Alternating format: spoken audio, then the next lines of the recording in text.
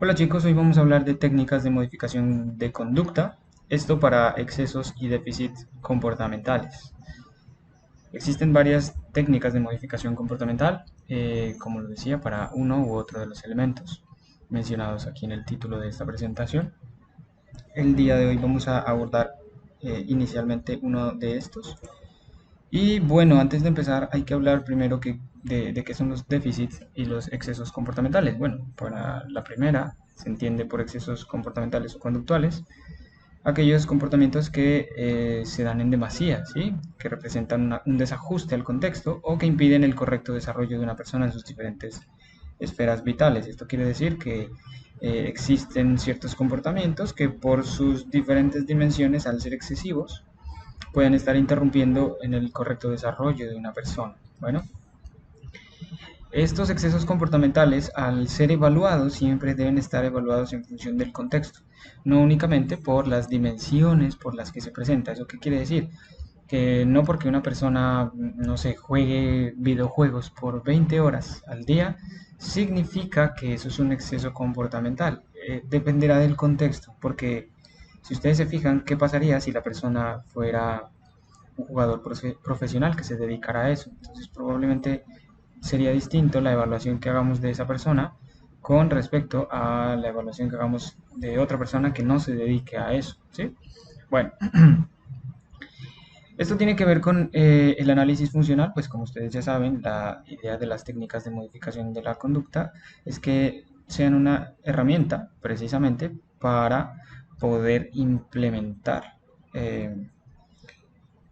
la estrategia que nosotros hayamos propuesto en los objetivos de cambio del caso particular que estemos tratando. Y esto obviamente nos lo indicará el análisis funcional. Entonces, en ese sentido, los excesos comportamentales y demás siempre están relacionados con la necesidad o el problema, o en este caso el área de problema, identificada previamente en un análisis previo que hemos hecho, que en este caso es el análisis funcional. Por otro lado, tenemos los déficits comportamentales, que se entiende por déficits comportamentales o conductuales, aquellas situaciones donde la conducta se presenta en bajas tasas, o en baja frecuencia, o en baja intensidad, o en baja fuerza, o en cualquier otra dimensión de medición de la conducta, o por el contrario, cuando esta conducta no se presenta, es decir, eh, está ausente en el repertorio comportamental de la persona. Esta situación, ya que se presente en bajas tasas o que de repente no se presente, suele ser un desajuste al contexto, ¿sí? Porque obstaculiza, impide el correcto desarrollo de la persona en sus diferentes esferas. Bueno, esto quiere decir que si una conducta no se presenta, esto puede estar impidiendo el correcto desarrollo de una persona. Pero recuerden lo que les dije hace un momento, y es que la evaluación siempre tiene que tener en cuenta el criterio contextual. En ese sentido, el hecho de que una respuesta a una conducta no se presente no dependerá, o más bien no implicará que se esté que represente un desajuste comportamental, sino simplemente puede ser que el contexto no sea apto para el desarrollo o el contexto no le exija como un criterio de logro a esta persona el que desarrolle esa competencia. Bueno, bien, al igual que en los excesos comportamentales, en los déficits comportamentales, esta situación de saber si es un déficit conductual está relacionado con la necesidad problema. Por ejemplo, cuando la persona dice que o del análisis funcional obtenemos información y resulta que la persona tiene inconvenientes, no sé, para relacionarse con otras personas o que en ocasiones no le cuesta ser amigos o hablar en público y demás. Si ustedes se fijan, estamos hablando como de un proceso o de una situación particular de habilidades sociales, lo cual quiere decir que podríamos corregir esa situación modificando ese déficit comportamental, ¿sí? Bueno,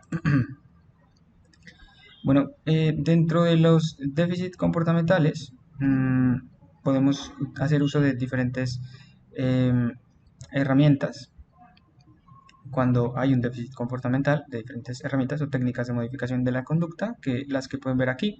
Por ejemplo, el desarrollo de nuevas conductas mediante el reforzamiento condicionado, el mantenimiento de comportamiento mediante el reforzamiento intermitente, moldeamiento, encadenamiento, desvanecimiento, control aversivo, evitación y escape, y muchas otras. Estas son algunas de ellas.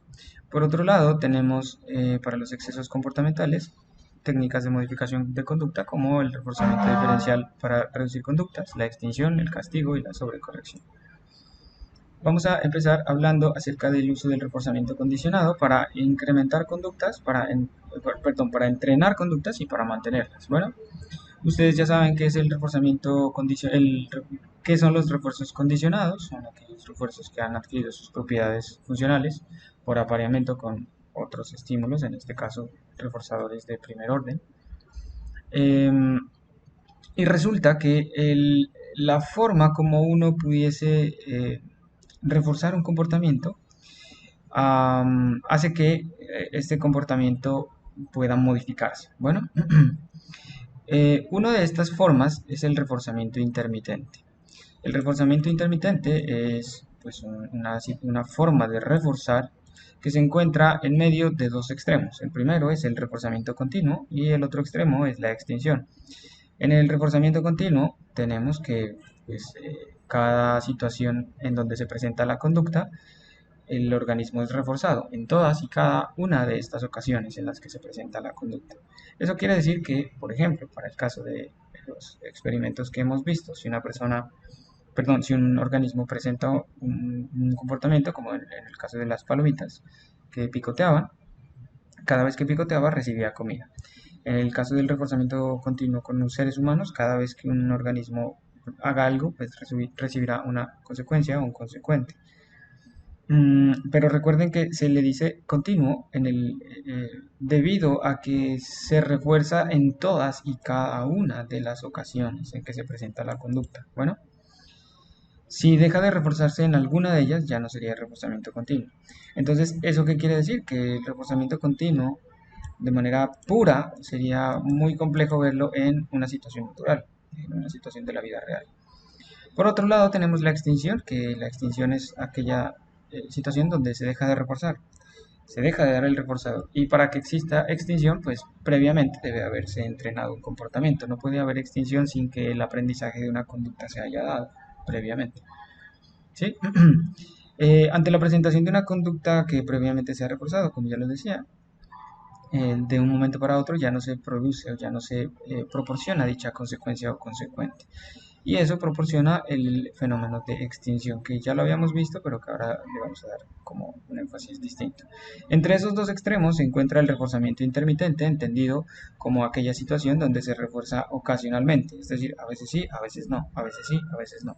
Bueno, y ese a veces sí, a veces no puede variar en función de diferentes formas de entregar el reforzamiento. Esas diferentes formas se suelen llamar programas de reforzamiento que ya los vamos a ver. Bueno,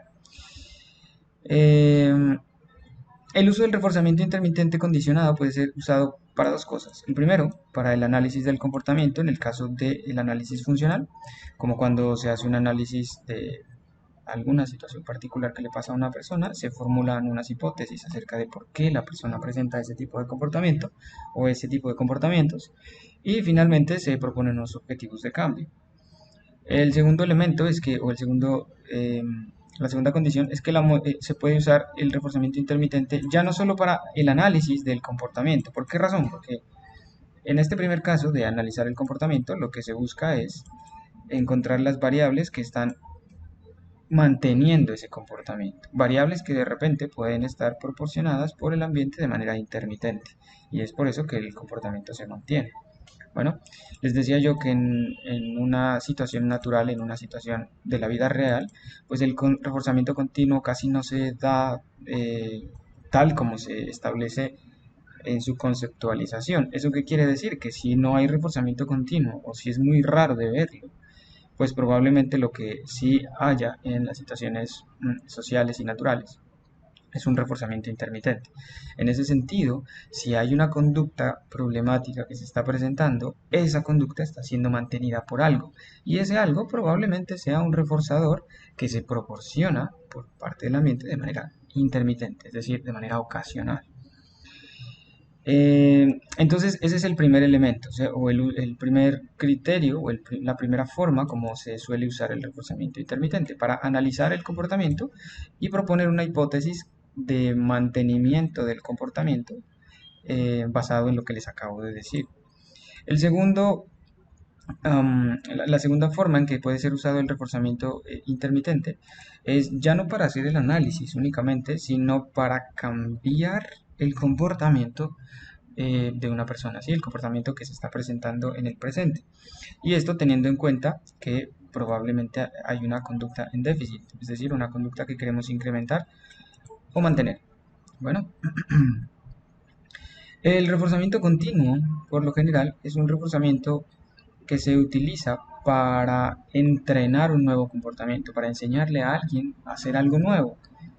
Y en este sentido, como es, digamos, una situación artificial, porque en la vida natural no se da así, en la vida real, como es una situación artificial, pues requerirá de una persona que esté continuamente reforzando en todas y cada una de las ocasiones en que se presente que se presente la conducta. Entonces, si ustedes se fijan, el reforzamiento continuo es importante para la modificación del comportamiento cuando uno está enseñando una nueva habilidad, porque para esas primeras fases de eh, adiestramiento, de enseñanza, siempre se deberá utilizar el reforzamiento continuo.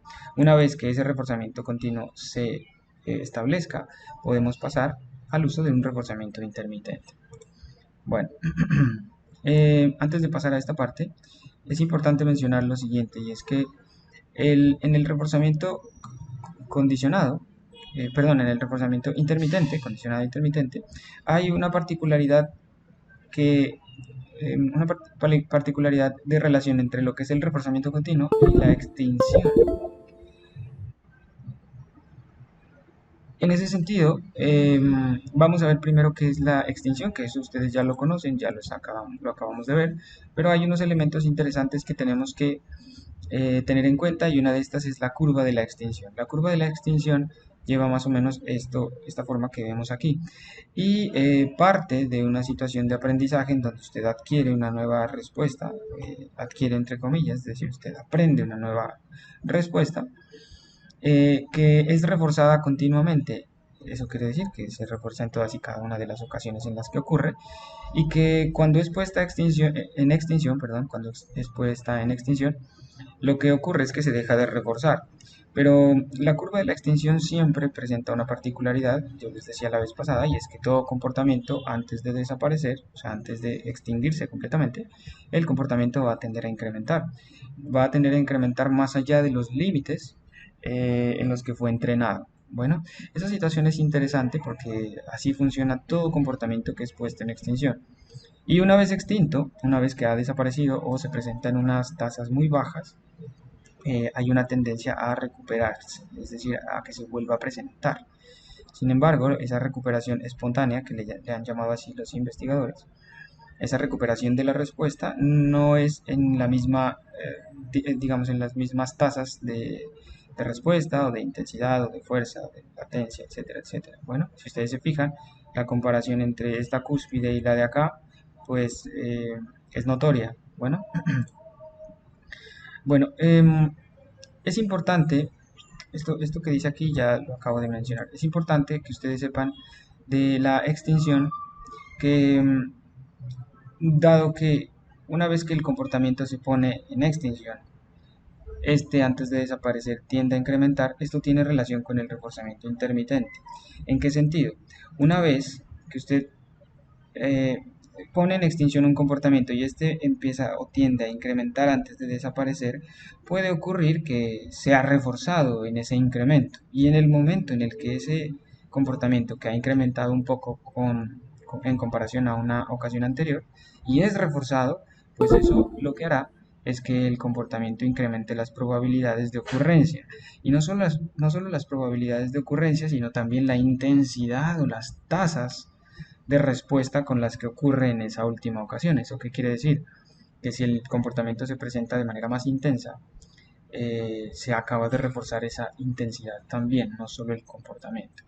Bueno, en ese sentido, si ustedes se fijan haciendo un análisis lógico, el reforzamiento intermitente al poner a la persona en una especie de mini extinción antes de que el comportamiento desaparezca y de repente reforzarlo, lo que hace es fortalecer esa conducta que antes ha estado puesta en esa mini extinción. Es decir, antes de que se empiece a extinguir, se refuerza de manera intermitente. ¿Por qué ocurre esto? Pues porque como su nombre lo indica, a veces se refuerza y a veces no. Y resulta que en esas veces que se refuerza o que no se refuerza, coincidencialmente eh, se termina reforzando justo cuando la conducta empieza a incrementar por el mismo proceso de extinción. Lo cual quiere decir que entre el reforzamiento continuo y el reforzamiento intermitente, de los dos procesos, el reforzamiento intermitente es el que genera conductas muchísimo más estables y más resistentes a la extinción que el reforzamiento continuo. En términos coloquiales, esto quiere decir que si yo quiero enseñarle algo nuevo a una persona y quiero que eso dure en el tiempo, lo correcto sería iniciar con reforzamiento continuo, pero una vez que se establezca una tasa de respuesta más o menos similar a lo largo del tiempo, yo cambiaré mi programa de mi forma como estoy reforzando de continua a intermitente, porque eso hará que la respuesta se fortalezca y se mantenga muchísimo más en el tiempo, puesto que como ocurre en la vida real, en la vida cotidiana, no siempre voy a poderlo reforzar todas las veces, sino a veces sí, a veces no, por la disponibilidad de los reforzadores o incluso por la disponibilidad de la persona que refuerza.